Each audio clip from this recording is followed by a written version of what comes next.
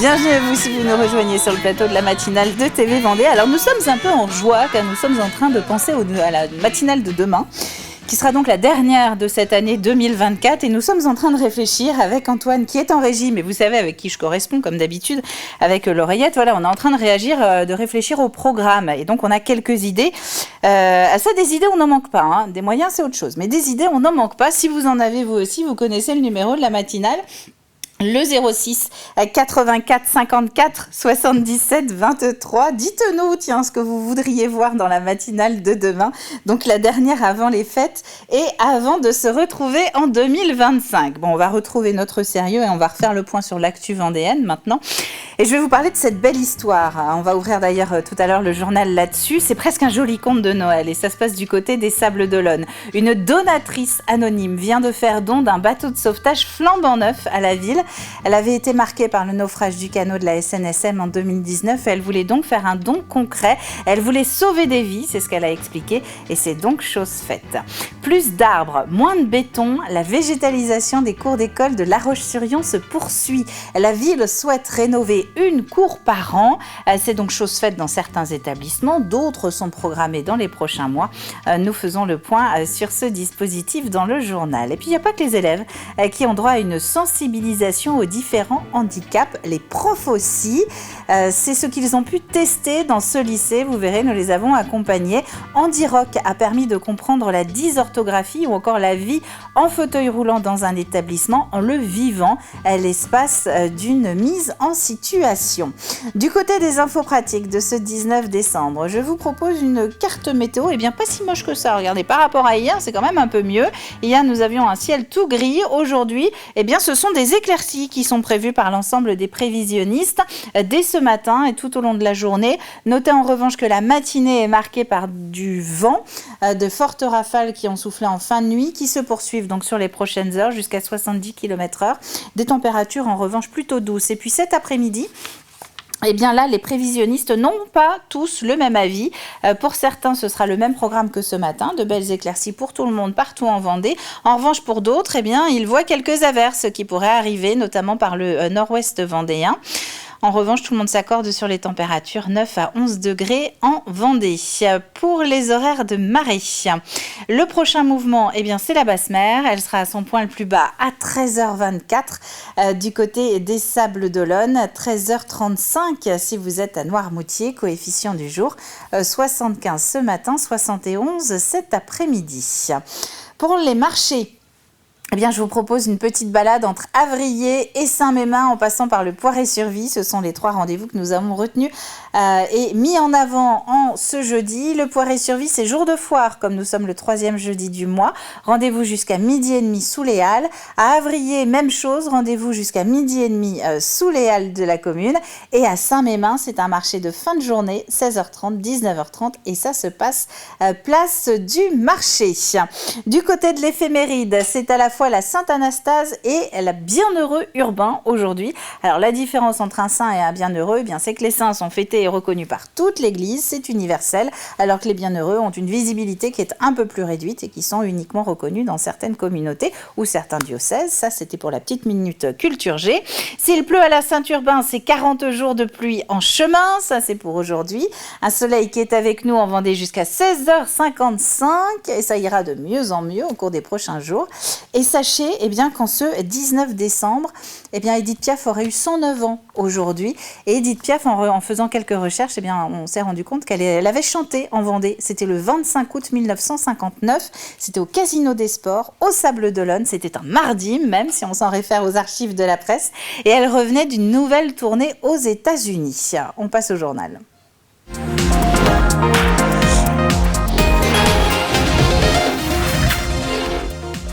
Et c'est donc avec une belle histoire que nous allons commencer ce journal. La ville des Sables d'Olonne vient de présenter le Sablot. Le Sablot, c'est son nouveau bateau de sauvetage qui va permettre au secours d'aller au-devant des marins en difficulté.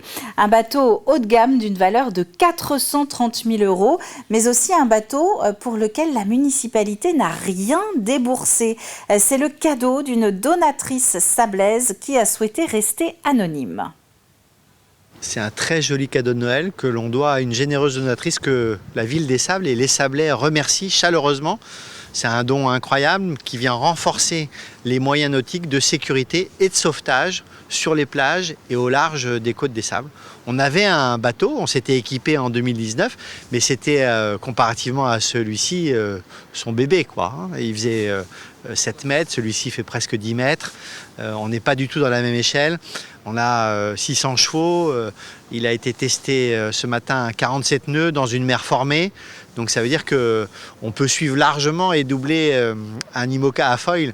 Et surtout, on peut offrir une qualité de travail pour nos sauveteurs qui viennent assurer la sécurité de la baignade et des activités nautiques au Sable d'Olonne tout au long de l'année avec un équipement dernier cri. Je crois que ça n'existe pas ou peu ailleurs. Alors cette donatrice avait été fortement touchée en 2019 par le naufrage du canot de la SNSM, naufrage qui avait coûté la vie à 3 sauveteurs, souvenez-vous. Elle voulait depuis offrir un bateau qui aurait comme vocation, je cite, de secourir les gens. Projet suivi par un mandataire, donc pour garder l'anonymat de la donatrice, un projet qui s'est accéléré au cours des 2 dernières années.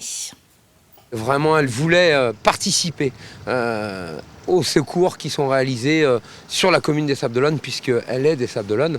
Et il a fallu réfléchir, comme je vous ai dit tout à l'heure, c'est bien, c'est extraordinaire de vouloir faire un don comme ça, mais on voulait que ça ne soit pas un don qui soit fait dans le vide, qui soit vraiment utile, qui soit responsable, etc., parce que c'était l'objectif, quoi, final.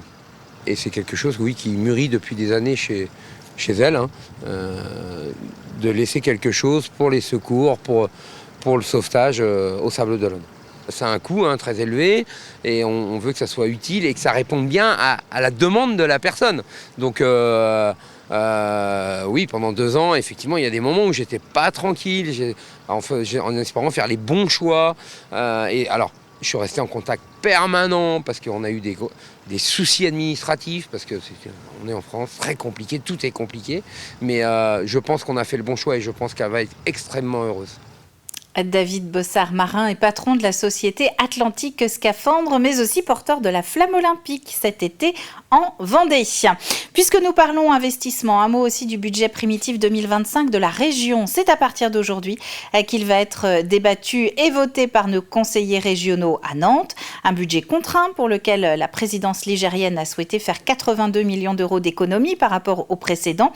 Nous en parlions en début de semaine avec des exemples dans la culture, mais aussi le social. Les débats se terminent demain après-midi. Nous y reviendrons dans les prochains journaux. Plus d'ombre, moins de monotonie aussi dans les extérieurs et même, vous allez l'entendre, une meilleure prise en compte des attentes des enfants dans la cour pour que les jeux de ballon, par exemple, ne prennent pas le pas sur tout le reste. La Roche-sur-Yon fait partie de ces villes qui ont saisi le dossier de la végétalisation des écoles à bras-le-corps. Mission du contrat d'objectif territorial signé en 2022. Au moins une cour d'école réaménagée par an. Un point d'étape du dispositif a été fait hier au sein du groupe scolaire Montjoie. Aurélien Huard. Je suis en compagnie d'Anne Aubin-Sicard, maire adjointe à La Roche-sur-Yon. Nous sommes ici à l'école Montjoie. Alors pourquoi était-ce important de désimperméabiliser et renaturer les cours d'école de la ville ? Écoutez, on avait sur ces cours de vrais îlots de chaleur, donc un inconfort en période de forte température pour les enfants. Et puis une école très imperméabilisée, ça empêche l'infiltration de l'eau dans les sols. Et l'infiltration de l'eau dans les sols, c'est quelque chose d'important pour nos nappes phréatiques. Donc, concrètement, ça nécessite quel type de travaux et quel aménagement, quel changement dans ces cours d'école ? Alors d'abord de la concertation pour savoir exactement ce que les enfants attendent de leurs cours, ce que les enseignants attendent de leurs cours. Et à partir de là, on a pu définir tout un programme qui s'est mis en place durant l'été dernier et les vacances de la Toussaint, qui a consisté à désimperméabiliser 40% de la surface de la cour, à renaturer, c'est-à-dire remettre de l'herbe, remettre des plantations. Et là, ce matin, les plantations de 50 arbres débutent. Comment ont été choisies les premières écoles prioritaires entre guillemets pour être aménagées ? Alors 15 groupes scolaires sur la ville. Un diagnostic a été réalisé en 2022 qui a permis d'établir que 5 groupes scolaires étaient prioritaires avec une surface imperméabilisée particulièrement importante et l'école Montjoie en faisait partie. Et ça a été aussi l'occasion d'envisager un peu plus généralement, plus largement ces cours d'école, pas seulement sur l'aspect nature, mais aussi sur l'aspect égalité filles-garçons. Effectivement, ma collègue Michel Jossier est particulièrement investie sur cette question et a essayé de travailler l'égalité filles-garçons, à la fois dans la conception des jeux, mais également dans la conception de la cour, l'emplacement des terrains de jeu, notamment terrains de foot, etc. Quelles vont être les autres écoles concernées après cette école Montjoie? Alors dans le même temps, un travail a été fait sur l'école Jean Roy et l'école Malraux, qui sont désormais l'une à côté de l'autre, avec la même logique. Et puis par la suite, vous aurez l'école Laennec, l'école Moulin Rouge et pour terminer l'école Pont-Boileau. C'était vraiment les 5 groupes scolaires prioritaires. Et puis le travail va continuer ensuite avec les autres groupes scolaires de la ville. Merci beaucoup Anne Aubin-Sicard. Ce programme de renaturation et de désimperméabilisation des 5 écoles prioritaires de La Roche-sur-Yon va se terminer fin 2026. Et toujours au chapitre de l'éducation et de la formation, l'heure est aux félicitations au BTP CFA Vendée. En 2024, 10 apprentis du centre se sont illustrés dans leur métier. 9 ont remporté une médaille d'or au concours du meilleur apprenti de France, que ce soit en ébénisterie, en maçonnerie, électricité, plomberie ou encore en peinture. Quant à Axel Bézias, il a terminé 6e au WorldSkills en plomberie-chauffagerie. Il a même décroché la médaille d'excellence, la reconnaissance d'un long parcours de préparation qui commence par la détection au sein du BTP CFA. Tous les ans, l'équipe du BTP, l'équipe des formateurs, l'équipe technique se mobilise pour repérer tout simplement les futurs talents qui se positionnent sur les concours. Alors tout le monde n'a pas forcément ne monte pas sur le podium, mais peu importe, c'est tout simplement l'état d'esprit de se lancer dans un challenge, dans une compétition des métiers. Et c'est vrai qu'on va arriver l'année prochaine, on va avoir plus de 150 médaillés au niveau national. Donc oui, on est très très fiers, bien sûr, de pouvoir les accompagner, de pouvoir aussi accompagner les familles, accompagner les entreprises, les maîtres d'apprentissage, parce que les jeunes, en fait, ils réussissent, mais réussissent grâce à un environnement, et un environnement qui doit être tout simplement solide. Techniquement, il y a beaucoup de personnes qui disent qu'on gagne 10 ans d'expérience, et je pense que c'est vrai, principalement dans la partie technique. On apprend beaucoup de choses pour être plus minutieux, plus rapide, faire les choses rapides et bien, donc ça c'est hyper important. Mais moi là, ce que je retiens le plus, c'est toute la partie mentale. J'ai appris beaucoup de choses, surtout pour gérer mon stress, gérer les moments les plus compliqués et aussi l'organisation. J'ai beaucoup travaillé sur l'organisation et j'ai beaucoup gagné de temps sur ça. Donc voilà, c'est ce que je retiens surtout. Axel qui va maintenant rejoindre le jury des WorldSkills pour les sélections départementales, régionales et même nationales. À quelques kilomètres de là, ce sont les enseignants qui donnent de leur temps pour la sensibilisation. Une journée de rencontres et d'ateliers sur différentes formes de handicap qui vient d'être organisée au lycée Notre-Dame-du-Roc. 2 ans après une première édition qui était destinée aux élèves, cette fois-ci, ce sont donc les profs qui se sont soumis à des tests et à quelques mises en situation. Opération Handi-Roc, c'est son nom. Pour mieux comprendre la vie en fauteuil roulant à l'école, par exemple, ou encore la dysorthographie. Louise Viager.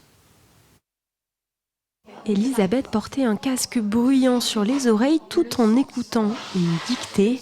L'effort de concentration était immense pour elle. Cette enseignante du lycée s'est mise dans la peau d'un élève atteint d'un trouble autistique.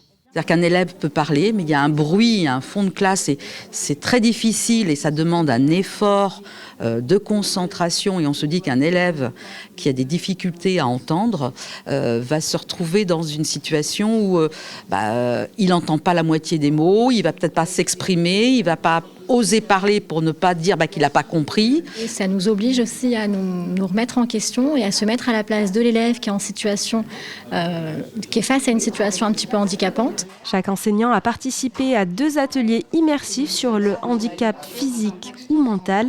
Ils étaient accompagnés d'animateurs pour les guider, mais aussi pour échanger sur leurs pratiques. Pouvoir réfléchir, qu'est-ce qui pourrait les aider, qu'est-ce qu'ils ressentent et comment ils pourraient adapter aussi peut-être leur support ou au quotidien leur cours qui pourrait justement répondre à ces difficultés qu'ils ont rencontrées lors des ateliers. Pour la première fois, tous les professeurs et éducateurs de l'établissement se sont mis en situation. Ils étaient en fauteuil roulant ou avec des casques de réalité virtuelle. Une opération XXL pour créer un établissement plus inclusif des handicaps. Prendre en charge les jeunes dans leur situation et d'essayer de leur proposer une approche qui les rassure. Voilà. Et de faire de la situation de handicap quelque chose d'assez simple à traiter, en fait. Et de mettre tout le monde, les adultes qui encadrent, les adultes qui forment et les jeunes dans une situation de confort qui va leur permettre de travailler convenablement. Dès l'année prochaine, le lycée va proposer des formations aux enseignants sur le thème de la dyslexie. Quelques mots de météo avant de passer à la suite de cette matinale. C'est de belles éclaircies qui sont annoncées pour les prochaines heures de ce jeudi, avec quelques nuages quand même. On ne va pas passer de tout nuageux hier à plus rien du tout ce matin. Côté température, 9 degrés dans le nord du département, jusqu'à 11 sur le littoral. Et cet après-midi, eh bien, ça devrait monter jusqu'à 13. On passe à la suite et nous allons donc retrouver, comme chaque jour, le suivi quotidien du Vendée Globe.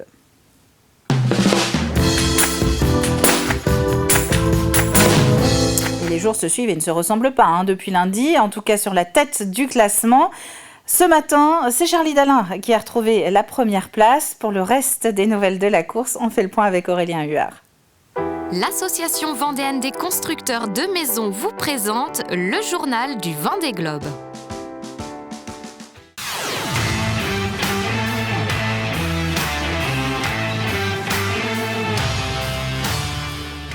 Jan Richow himself. Charlie Dalin. 39e jour de course et la bataille fait rage à l'avant. Le fauteuil de leader a encore changé plusieurs fois d'occupant. Ce mercredi matin, Sébastien Simon s'y est installé. Il progresse tribord à mur, c'est-à-dire avec le vent venant de sa droite. Le Sablais peut donc profiter de son unique foil restant et exploiter son bateau à 100%.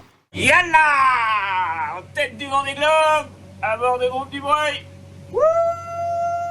Et on va profiter de ce moment, on est encore tribord à mur jusqu'à demain et voilà, il faut en profiter là. C'est génial, la suite sera plus compliquée, les poursuivants arrivent et après il y aura un peu de bâbord à la fin du Pacifique. Mais là je boude pas mon plaisir. Yeah! Une joie de courte durée car ce mercredi après-midi, Charlie Dalin a repris la tête. La progression ralentie de celui qui était solide leader pendant 2 semaines avait forcément soulevé des interrogations. Le Normand a livré aujourd'hui des explications. Et du côté de la Nouvelle-Zélande, j'ai eu un petit souci avec une voile. On a mis 36 heures de job, 36 heures de boulot assez acharné pour réussir à réparer, mais ça y est. Donc je suis heureux de vous annoncer que la 600 Brillant est de retour à 100% de son potentiel. Vous entendez bien? À 100% de son potentiel. Derrière, sa bataille dure aussi. C'est Thomas Ruillant sur Vulnérable qui est juste sous notre vent. Nicolas Luneven et Thomas Ruillant naviguent quasiment bord à bord, surveillés de près par Jérémy Bayou. Problème, un mur anticyclonique se dresse devant eux, les empêchant pour l'instant d'espérer revenir sur le trio de tête. Au contraire, ils voient revenir Yannick Bestaven, Paul Meillat, Boris Herman, Sam Goodchild et un peu plus loin Justine Métro. J'ai mis du charbon pour rester devant le front. D'ailleurs, j'hallucine comment avec nos IMOCA, on arrive à aller suffisamment vite pour se déplacer. Ça fait 48 heures que je me déplace devant le front fort de la dépression. Pour la suite de la flotte, au sud de la Nouvelle-Zélande, la situation est complexe. Après une zone de vent faible, elle va avoir droit à du vent fort, mais au près, c'est-à-dire face à elle. C'est pas ce qu'on attendait du tout. Là, tu vois, le vent il commence déjà à refuser. Et là, ça va refuser gentiment les heures qui viennent jusqu'à demain. Et puis, et après, on a un petit passage un peu délicat, effectivement, avec une trentaine d'heures, avec du vent fort au près. Et ça, c'est vraiment pas cool. Derrière, ils sont encore 21 dans l'océan Indien. Hormis Damien Seguin et Tanguy Le Turquet, ils naviguent tous à proximité d'un autre bateau, ce qui est rassurant alors qu'une nouvelle forte dépression est en approche. Pour les 3 derniers, après des journées difficiles et mouvementées, la suite s'annonce un peu plus clémente.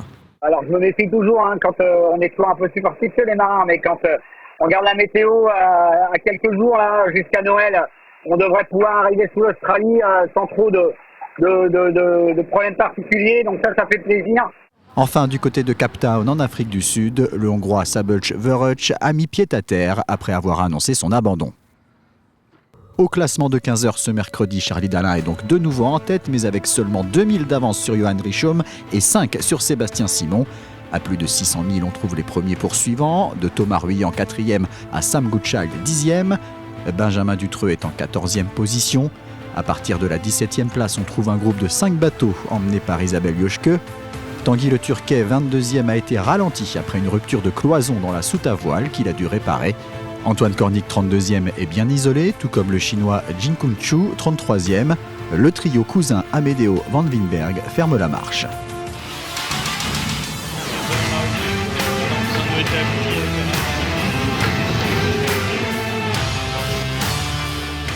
C'était le journal du Vendée Globe par l'Association vendéenne des constructeurs de maisons. Et donc vous avez vu que ce matin, dès hier d'ailleurs, Charlie Dalin avait repris la tête. Il y a à peu près 70 km entre lui et Sébastien Simon qui est 3e. En revanche, entre Charlie Dalin et le 4e, il n'y a pas 70 km, il y en a 1200 pour vous donner une idée de différence qu'il y a entre les 3 premiers concurrents de ce 10e Vendée Globe et le reste de la flotte. On passe au coup de pouce aux assos.